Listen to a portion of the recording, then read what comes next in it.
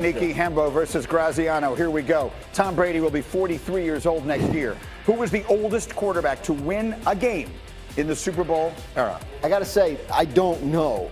But it takes a village sometimes, right? And we were talking a lot in the break about who it might be and getting a lot of help. Last time I didn't listen to Bobby Carpenter, I got it wrong. So this time I'm going with his suggestion and saying Steve DeBerg. I thought his suggestion was Vinny Testaverde, which is the correct answer. You weren't listening. It was the answer 2 weeks ago. Is it just Testaverde all the time now? Look at the joy in the face of Paul Hembekitis. He's just a big Testaverde fan. He lives for this stuff. That is a great moment for Hembo. All right, I was sitting right there. I thought Bobby said Vinny Testaverde. But he was saying DeBerg.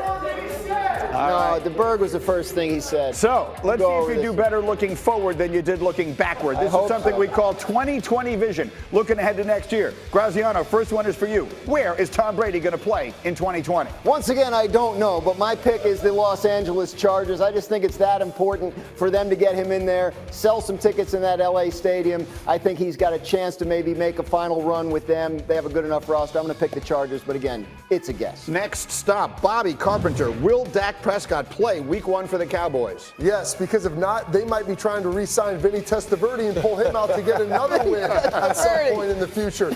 Jerry Jones knows that he is the key. There's a lot of posturing right now. There's no way that he is not out there for the start of the season and is the Dallas Cowboys starting quarterback come 2020. 2020 vision. Graziano, who will be the National Football League's MVP next year? We had to do this survey. I picked Carson Wentz. I'm trying to go off the board here, pick a Super Bowl that might not have been picked, and so I had the Eagles in there. So I'm saying Carson Wentz stays healthy again and cashes in on that talent and some improvements to the Eagles roster. Maybe he's the MVP now. I like that a lot. And wherever he is, Dan Orlovsky is cheering right now. Finally, Bobby, name a team that missed the playoffs this past year that makes it next year. The Indianapolis Colts. You look at them a couple years ago, really good. They had all the offseason turmoil with their quarterback position. Jacoby Brissett did a pretty good job. He was good, not great. Phillip Rivers is out there. I can see if he slides in, that team goes from 7 wins potentially to 10 or 11. In the South, it seems like it's always churning in the AFC. You know, it's funny because when that question came up, the first thought I had was of the Patriots. Now, it might seem ridiculous, the notion that the Patriots would not be in the playoffs. But if Tom Brady is not their quarterback, it's not exactly clear to me what the Patriots are. And it seems they would be at a crossroads, the likes of which they have not faced in 20 years. Dan Graziano, they could go one of two ways.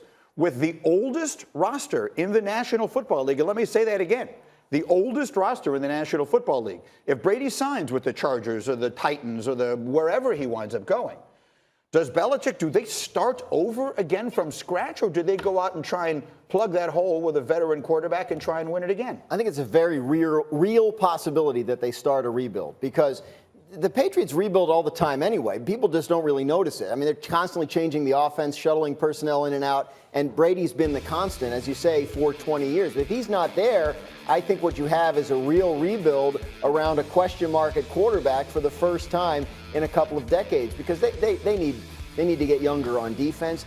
As we know, they need to get more pieces on the offensive side of the ball in terms of the skill positions. So I think if Brady doesn't come back, and possibly even if he does, the Patriots have to start thinking about the future and the long term with a lot of their moves. Now, Cliff, you played a good chunk of your career in Detroit. Yeah. And one of the possibilities that has come up here, based upon a variety of history, is the notion that the Patriots might try and trade for Matt Stafford.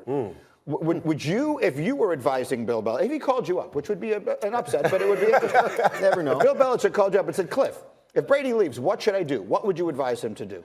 I don't think Stafford is a bad pick. Dalton is not a bad pick either. I just think the rebuilding for a 67-year-old or 60-year-old coach is completely different. Yes, they have a lot of turnover year in and year out, but the consistent piece was always Tom Brady. And now you throw Tom Brady out, now you got to bring another quarterback in from a different system. You kind of got to teach him the game all over again because coaching Tom Brady is completely different from coaching any other quarterback in the NFL because Tom Brady knows how to run everything. And you bring this new quarterback in, I don't know if Bill is up for this challenge at the age of 68. So you bring up 67, he'll be 68 at the start of the season. He's not Tony Dungy.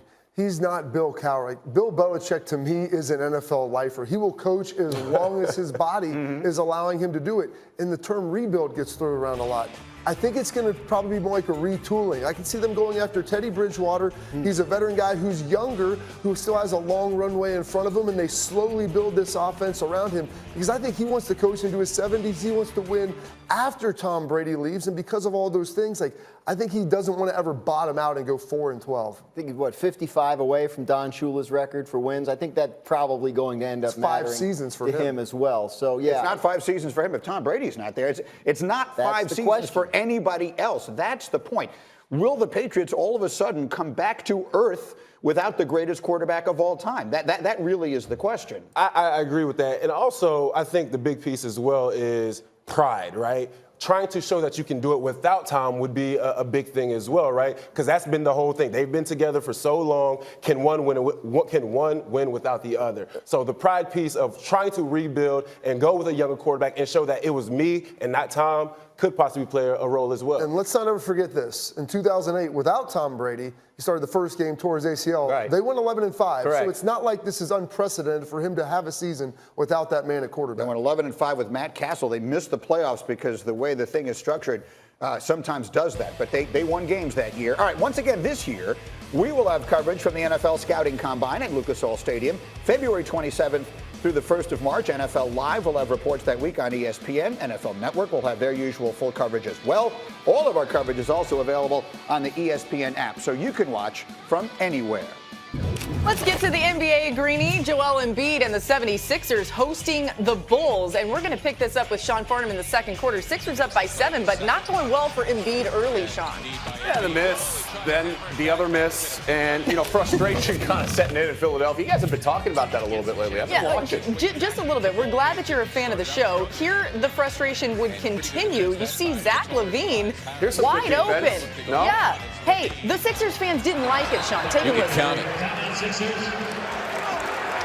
Sixers down 3. We'll be back. All right, look, in case you couldn't hear it, that was the fans booing there at home. Fourth quarter now, game tied at 83, and maybe the boos got to Joel Embiid. He starts to play better. You get a little bit of edge, you get a little upset, you score, and you start to make an impact on the court. You see him here. He's going to make another impact. They're able to slam that down with authority. And Embiid running back on defense. Watch him putting the finger up to his lips. That would become a theme. Under a minute to play. Sixers up by 5. Shot clock winding down. And Simmons finds Embiid. He hits that 3. Check him out again. He's still got the shushing going. He said Shirley Temples for everybody. That's what he said. Exactly. The Sixers win it. Joel Embiid. Why the shushing and the Shirley Temples? I'm just talking to myself. I have not been playing up to my standards. So even tonight, just mad at myself. So just gotta, just frustrated. I don't care how it looks. I'm just playing basketball and, just getting back to myself. Just being a good, just playing basketball and just trying to dominate. Thank you. And thank you. Okay, so here's the thing. Embiid's been saying these last couple of weeks he's going to get back to himself. If that's what he is, a guy that's going to shush his home crowd, how is that going to play for him there? It's not going to play well in Philadelphia. Yeah. Has that ever played well for anybody in Philadelphia? I don't think so. Look, this team is a big disappointment. And I made reference to it. You guys have been talking about this for the last couple of weeks on this show. But when you're talking about the Philadelphia 76ers, they're the only team in the NBA with 4 $100 million contracts on their roster. And when all 4 of those players are out on the floor, they're actually -3 this year in plus minus. So they're not getting the production. They're good individual players. They're good pieces. The bigger problem for this team right now is the lack of leadership. And when you look at Joel Embiid and you look at Ben Simmons, even going back to their time in college, they weren't the leaders of those teams. And even though maybe in Ben's case he should have been the leader of LSU's basketball team, he wasn't. When they lost Jimmy Butler, they lost a guy that could grab you by your jersey, get in your face, and really kind of bring you back to where you needed to be. I think the loss of J.J. Redick has hurt them, the outside shooting. This team hasn't played like a team that is capable of winning the Eastern Conference, and I don't think their pieces are on this roster in the current makeup to make a run like that. Yeah, it's interesting because it feels like so much of it goes back to Jimmy Butler and not having him around. Obviously, he's contributing well for the Heat. Yeah, that's worked out well. Right. So when you think about the complaints that some of the guys have had, Embiid said spacing's an issue. He doesn't know what the offensive identity is. You said you're not sure with this current construct they can make a really nice run in the playoffs. But what can they do to try to get a little bit more going? Well, I do think playing with that edge is important. And I think Joel Embiid and what he's alluding to there is, hey, like I've got to get my edge back to my game. And anytime as a player you feel comfortable, I think you lose that edge and subsequently you lose your level of success. When you have that chip on your shoulder, good things can more often happen. All right, more basketball from Sean Farnham on this show. Tune in 7 p.m. Eastern Wednesday to SportsCenter with Stephen